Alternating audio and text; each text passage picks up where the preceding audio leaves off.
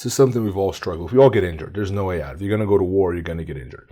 People ask me this question. My solution to the problem, I want to hear from you guys, was always, you tape it. You avoid the injury. Do what you can do. So if you got a bad knee, try to do something that doesn't bother that knee. You tape it. You protect it as best you can. But you can't stop training every time you get injured because you will literally not train because you're in pain. You're injured 20. You're 24 hours a day, 12 months a year. There's not a moment where something doesn't hurt, right? So there's never that perfect moment where okay, I have absolutely nothing hurting and now I can train. So you have to work around the injury, right? I think that's So how did you deal with that? How do you deal with the injuries? In my opinion, jiu-jitsu is not about limitation; it's about adaptation. Yeah. So I think most of the injuries you can still adapt. Work a different game. Let's suppose you hurt your knee, you can still knees, and you can knee slide. You can still knee slide to the other side, and that helps a lot. I remember, actually this year when I hurt my knee, after take 1 month off, and after 1 month I still feeling my knee, and every time I try knee slide I couldn't, I feel. So I start knee slide only with my other knee. And before that I never knee slide with my right knee, and I got good at it actually. When my knee got better on this, every time I try pass to this side, and everyone defends so good on this side. So because of my injury, I started passing to the other side. And after I got good, I only pass to this side now because it's easy, most of the people don't defend the other side. So I think when you adapt like this, you can actually improve in other ways, in many other ways. So of course there is some injuries, you just got the ACL, surgery. Yeah. Of course you cannot train, and it will be bad for you if you train, but most of the time you can adapt. And I think how more you got experience, how more you train, how more you spend time on the mats, you start to figure out what is dangerous, what you can do it, what your body can handle, what you're gonna get hurt, what you're not gonna get hurt, Yeah. Nowadays it's pretty hard for me to get injured, Yeah. I get injured in competition because I don't want tap, and I push too hard. But on training, I pretty much, it's hard for me getting. I get finger injuries, sometimes I hurt my foot, but it's never a really serious injury because after a while you know what you can do it, and you learn your body. Yes, I agree. And the more experience you become, the less you get injured. Yeah, like you were saying, there's rare situations where I'm at right now where I have to say, but even now, I'm watching more MMA and jiu-jitsu than ever. And you learn a lot as well. Yeah, I'm watching. I think it's important to keep yourself engaged, and because you lose a lot of students over the years just from injury. Someone gets a bad injury and then they just disappear, right? And they think, I'm just going to nurse my injury at home, but then you spend a month or 2 months away from jiu-jitsu or whatever it is you're doing. Yeah. And now it's no longer part of your life. True. And then to try to get you back, it's really difficult, So I always tell the students, keep coming. If you can't train, sit on the sidelines and take notes. Yeah. Just be present because you want to keep yourself engaged. And I think it makes your mind more susceptible to heal faster because there's a purpose.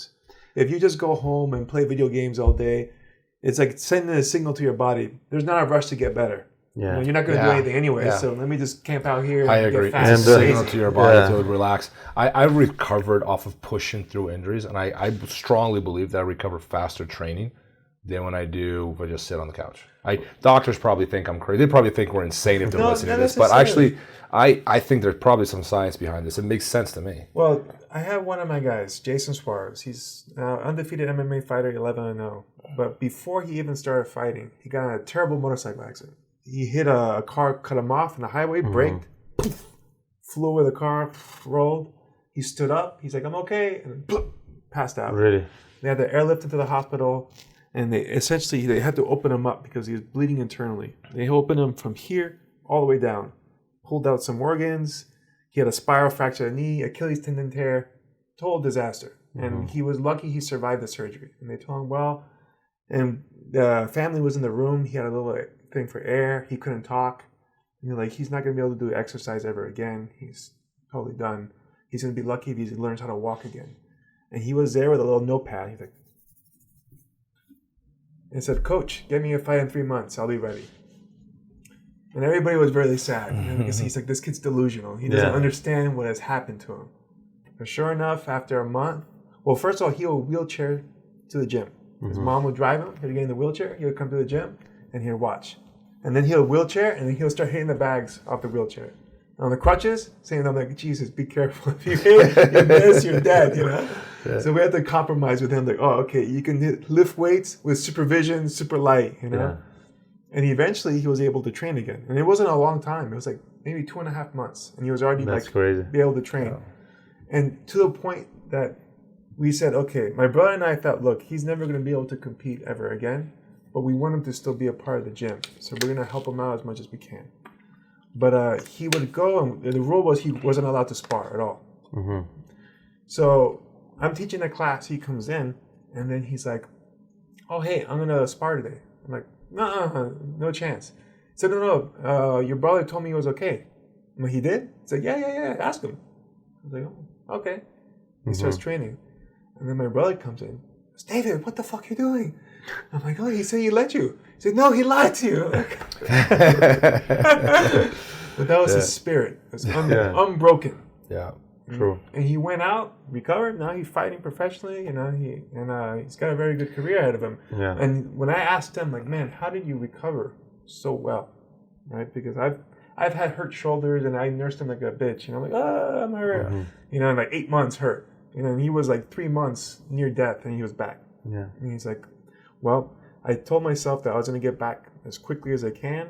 I did whatever I could do, and he literally did. Like, he would try to squat, he would do whatever he could. Because the theory is that the more blood flow you get through your joints, the quicker it's going to recover. So when you're just sitting like this, there's no blood flow going on. Yeah, true. So no nutrients are going to the places that are hurt. But when you exercise a little bit, and even now what they told me with the PT, it's like anything below a 3 in pain, from a scale 1 to 10, push through it. You're okay. If it goes above a 3, stop. Yeah. Right? Yeah. And I think like all these make part of your jiu-jitsu journey, because there is, like you said before, there is type of people, some type of people like you show some obstacle and they just give up and stop, and that's is one example for the injury, Like some people start doing jiu-jitsu and they just got a small injury, they just stop, oh no, we're gonna get injured and stop. But some people, they keep pushing hard.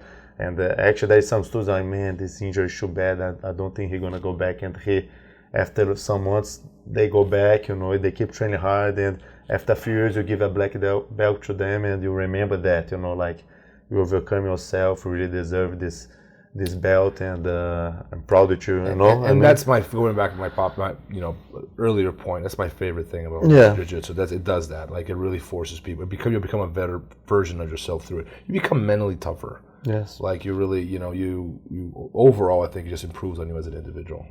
So for everything, not only jiu-jitsu. Not only jiu-jitsu. I call it school for life. Yes, school for life. That's where I get I get morality off the mats. I learn a lot about people and about being a better person, being on the mats every day. Yeah. So I'm very happy there. I'm biased, of course, but yes, jiu-jitsu is the best thing that's ever happened to me.